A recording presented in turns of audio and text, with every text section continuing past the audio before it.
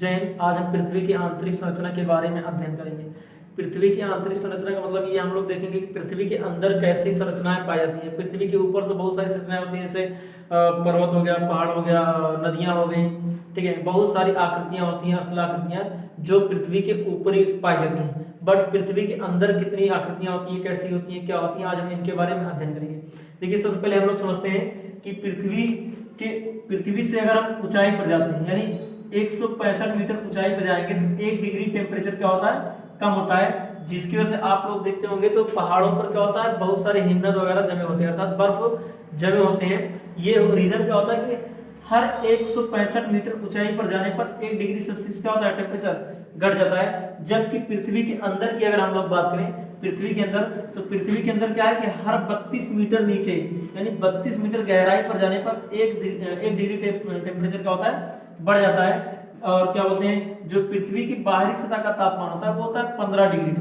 मतलब हम लोग बोल सकते हैं कि 32 मीटर जाने पर क्या होता है, 1 डिग्री टेम्परेचर बढ़ता है। और जो पृथ्वी का होता है वास्तविक तापमान होता है 15 सेल्सियस। इसलिए आप लोग देखते होंगे तो ठंडी में क्या होता है, पानी हमको गर्म महसूस होता है। रीजन क्या है कि पृथ्वी का तो टेम्परेचर 15 डिग्री होता है, लेकिन चूंकि ठंडी में टेम्परेचर और कम हो जाता है, और जिसकी वजह से हम लोग क्या होता है, पानी गर्म महसूस होता है। जबकि पानी गर्मी में जितना गर्म होता है उतना ठंडी में भी होता है, लेकिन ठंडी में क्या होता है कि तापमान कम होने की वजह से हम लोगों को लगता है कि पानी क्या है, गर्म है। इसके बावजूद अगर हम पृथ्वी के अंदर जाएं तो तापमान और घनत्व, यानी पृथ्वी का तापमान और घनत्व दोनों क्या होगा, बढ़ता जाता है, ठीक है। और पृथ्वी की आंतरिक संरचना का अध्ययन करने के लिए सबसे पहले एडवर्ड स्वेस ने सिद्धांत दिया था।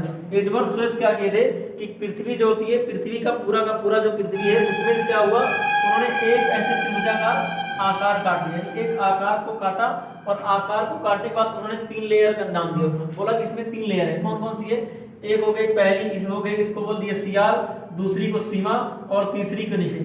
उनका कहने का मतलब ये था कि पृथ्वी की ऊपरी परत जो है वो सियाल है, दूसरी परत का नाम सीमा दिए है, और तीसरी परत का नाम निफे। सियाल में क्या होता है कि सिलिकॉन और एल्यूमिनियम की मात्रा जाती है। जब सिलिकॉन और एल्यूमिनियम के अंदर इसमें ग्रेफाइट भी अधिक मात्रा में पाया जाता है, और सियाल पर ही लोग अपना जीवन व्यतीत करते हैं। जितने महासागर या महाद्वीप हैं ये सब के सब सियाल पर ही। इसके नीचे आ जाता है सीमा। सीमा जो है वो पूरी पृथ्वी का 83% होता है, और इसमें सिलिकॉन और मैग्नीशियम की मात्रा ज्यादा है। और जो भूकंप वगैरह होते हैं वो सब सियाल से, मैग्मा जो मैग्मा होता है ज्वालामुखी का, वो भी सियाल से ही उत्पन्नित होता है। भूकंप जो होते हैं वो सियाल से ही आते हैं, ठीक है। उसके बाद उन्होंने क्या किया, सियाल, और सबसे नीचे वाली परत का नाम दे दिया निफे। सबसे नीचे परत का नाम क्या हो गया, निफे। निफे में क्या हुआ, इसमें निकिल और फेरस, यानी आयरन और निकिल ज्यादा मात्रा में पाए जाते हैं। उन्होंने इन सब का जो घनत्व पृथ्वी का निकाला था, वो निकाला था 5 ग्राम प्रति सेमी क्यूब, ठीक है। एडवर्ड स्वेस ने क्या किया था कि इन परतों को अलग अलग बांटा। तो इन परतों को अलग बांटने के लिए कोई ना कोई तो बॉर्डर यानी रेखा होना चाहिए, ठीक है। तो उन्होंने कहा सियाल और सीमा को जो अलग करने वाली रेखा है वो है मोह असंबद्धता रेखा, और जो सीमा और निफे को अलग करने वाली रेखा है वो है गुटेनबर्ग रेखा। मतलब सियाल और सीमा को अलग करने वाली रेखा मोह असंबद्धता रेखा, और सीमा और निफे को अलग करने वाली रेखा क्या है, गुटेनबर्ग असंबद्धता रेखा, ठीक है। और अगर देखा जाए इस पृथ्वी में, यानी जो एडवर्ड स्वेस ने सिद्धांत दिया था, इसमें सबसे बड़ा भाग तो सीमा का है, सबसे छोटा भाग सियाल का है, और क्या बोलते हैं दूसरे नंबर पे जो भाग है वो निफे है। इस कुछ दिनों बाद एडवर्ड स्वेस का सिद्धांत गलत साबित किया गया। गलत ऐसे हुआ, एडवर्ड स्वेस का कहना यह था कि जो पृथ्वी की ऊपरी सतह है, यानी जो सियाल है वो अम्लीय होती है, और जो पृथ्वी की निचली सतह है, यानी क्या बोलते हैं सीमा है, वो क्षारीय होती है। वो क्या है, क्षारीय, ठीक है। कुछ दिनों बाद इनके सिद्धांत को गलत मान लिया गया। गलत इसलिए माना गया कि जब आधुनिक वैज्ञानिकों ने पृथ्वी की आंतरिक संरचना का अध्ययन करना शुरू किया ना, तो उन्होंने भी कुछ नहीं किया था। उन्होंने भी इसने की तरह, यानी एडवर्ड स्वेस की तरह पृथ्वी के भाग को निकाला, उसमें भी 3 पार्ट कर दिया गया।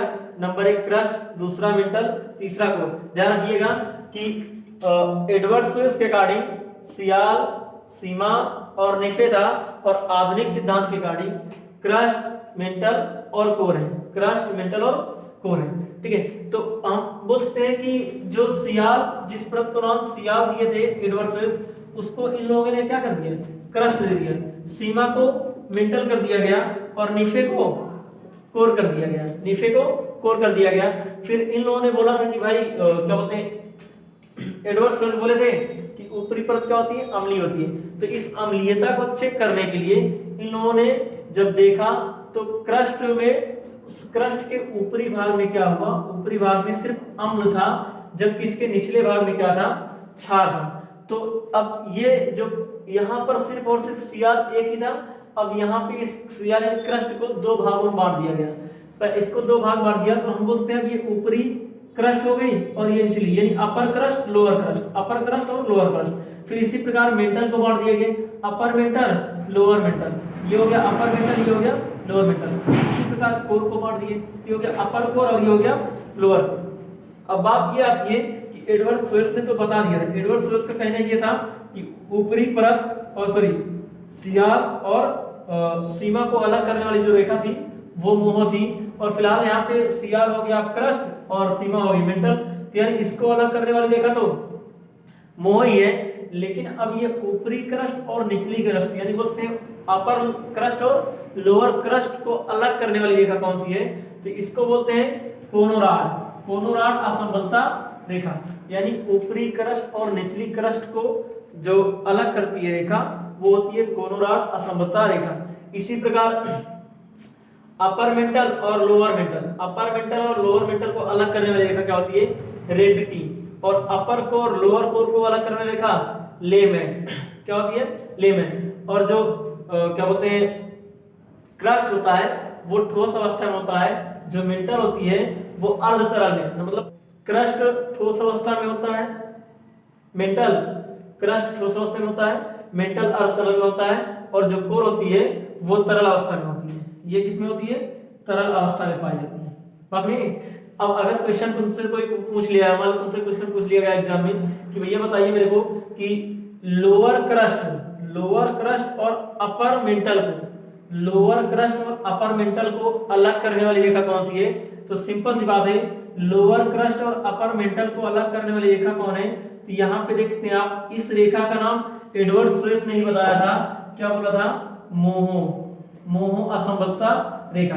अगर तुमसे पूछ लिया गया कि भैया बताओ लोअर मेंटल और अपर कोर को अलग करने वाली रेखा कौन है, लोअर मेंटल और अपर कोर को, तो यहाँ पे देखिए ये क्या है, गुटेनबर्ग असंबद्धता रेखा, मतलब लोअर मेंटल और अपर कोर को अलग करती है गुटेनबर्ग। लेकिन क्वेश्चन पूछ लिया अगर कि अपर क्रस्ट और लोअर क्रस्ट को अलग करने वाली रेखा कौन है, तो कोनोराड, कौन है, कोनोराड। अगर पूछ लिया अपर मेंटल और लोअर मेंटल को अलग करने वाली रेखा कौन है, तो रेपिटी। अगर पूछ लिया अपर कोर और लोअर कोर को अलग करता है तो लेमेन। याद करने का तरीका भी यहाँ पे लिखा गया है, देखो चूंकि आधुनिक में 3 लाइन, आधुनिक में 3 पार्ट में बांटा गया था, 1 2 3, तो हम बोलते हैं कि इसको अलग करने के लिए करेली, का से कोरोनार, रे से रेपिटी और ले से लेमेन।